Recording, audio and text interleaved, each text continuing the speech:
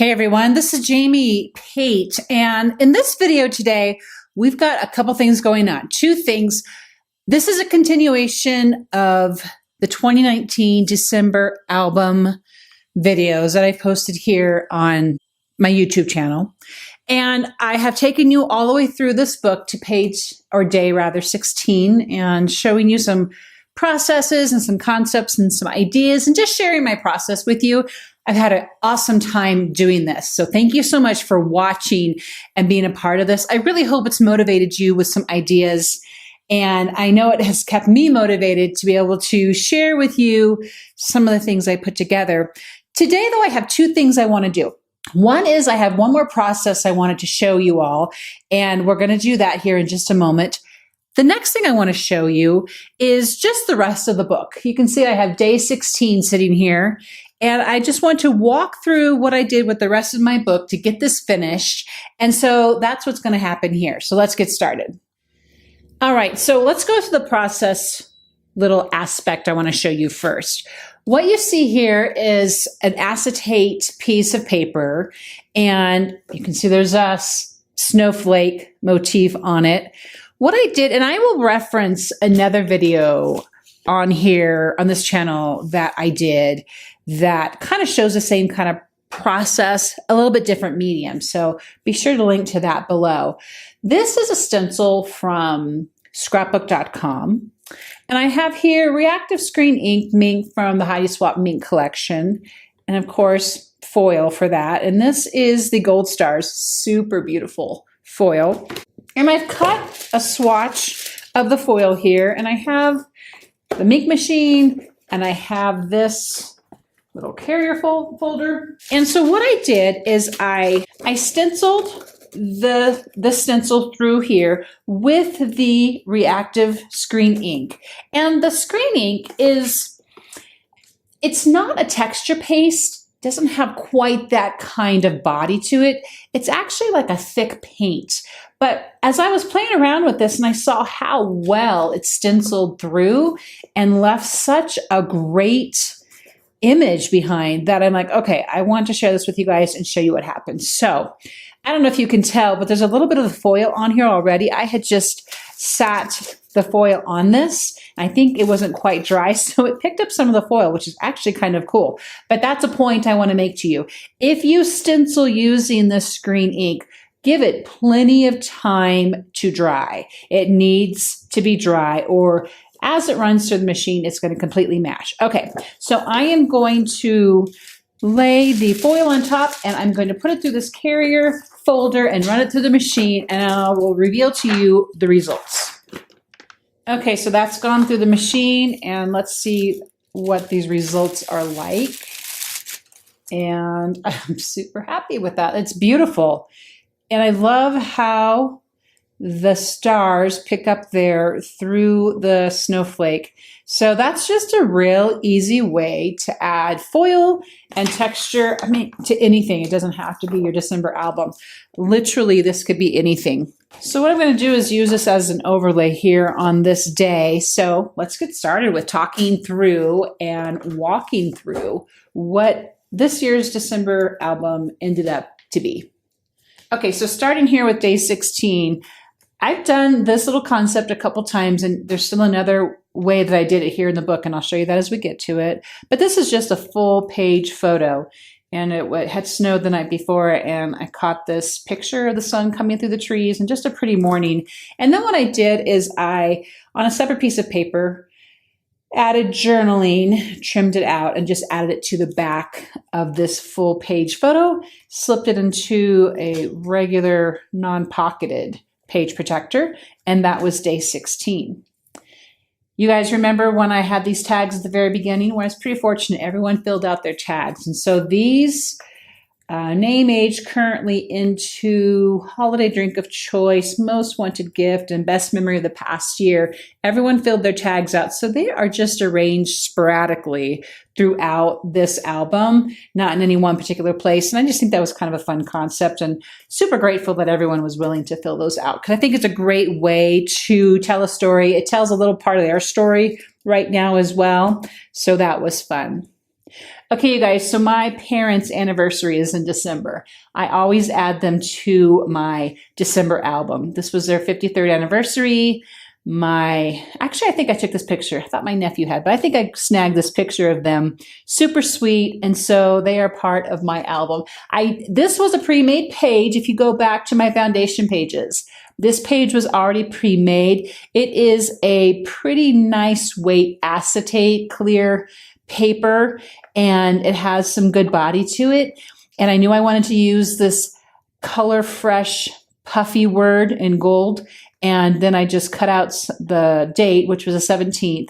And then on the back of that is another story. And this is actually, my son took this picture of my daughter. And so this kind of represented him being home, and he always tries to snag a photo a day. So I wanted his photo a day to be part of our album as well. So this is day 18. So these pages, you guys, are super simple.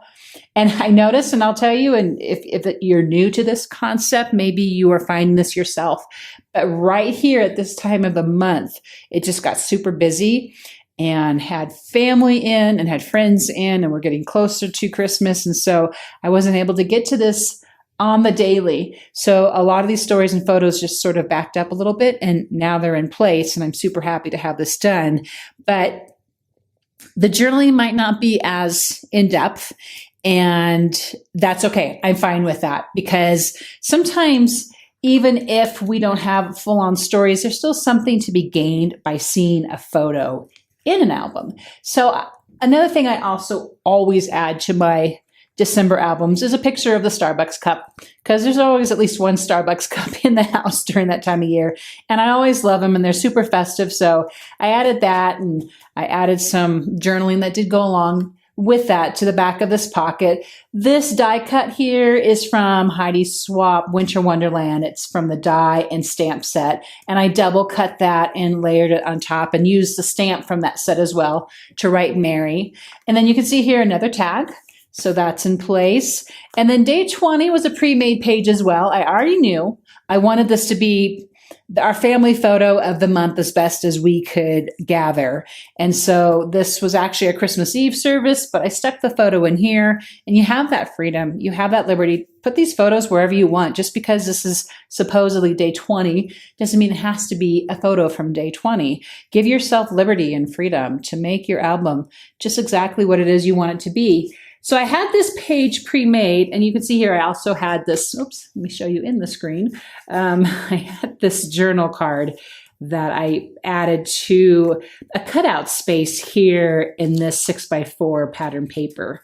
And so I liked how that turned out. I'm having trouble getting it back in there. There we go.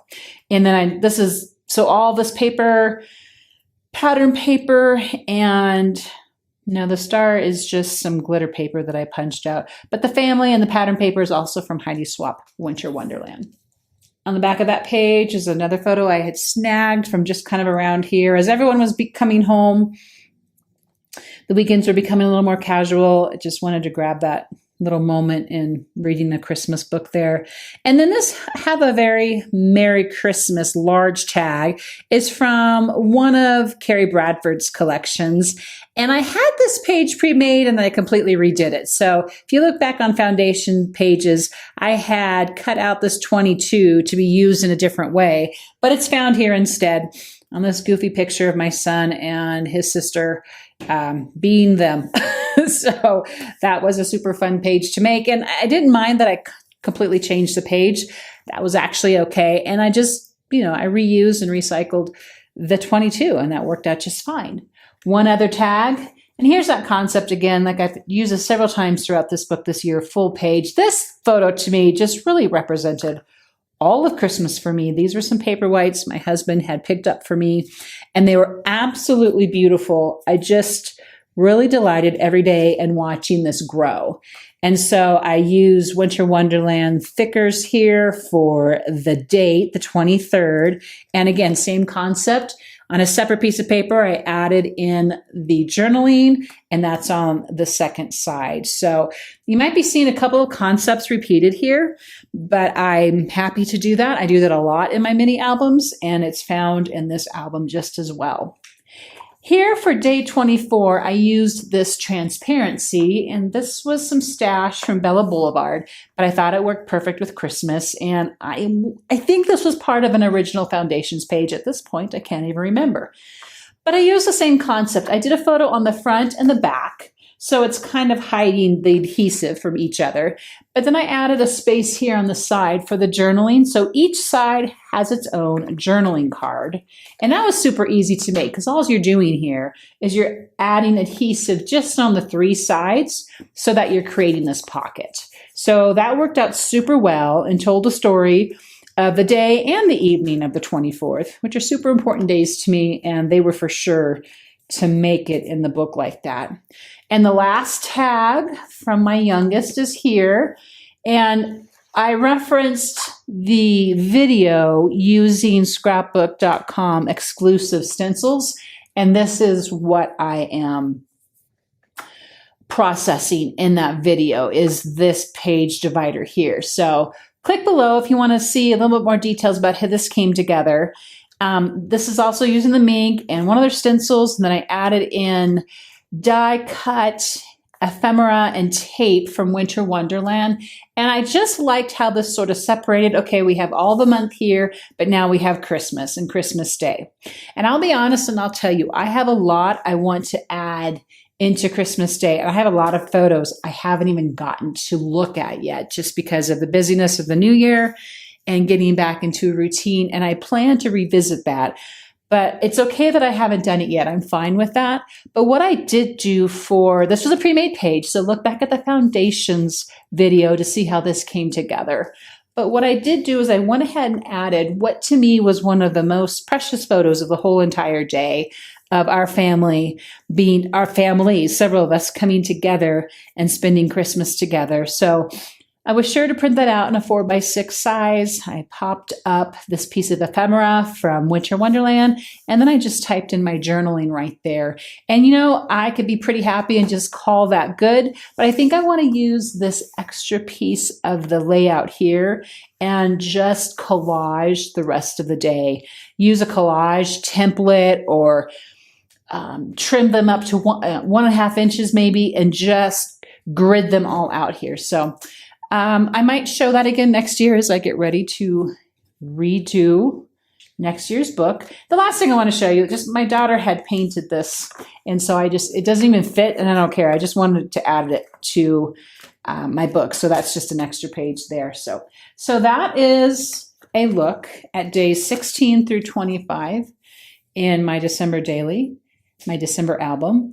And thank you so much for watching again. And you can click below to see the other days and the foundations page, plus the other process videos that I use the ScrapbookCom product.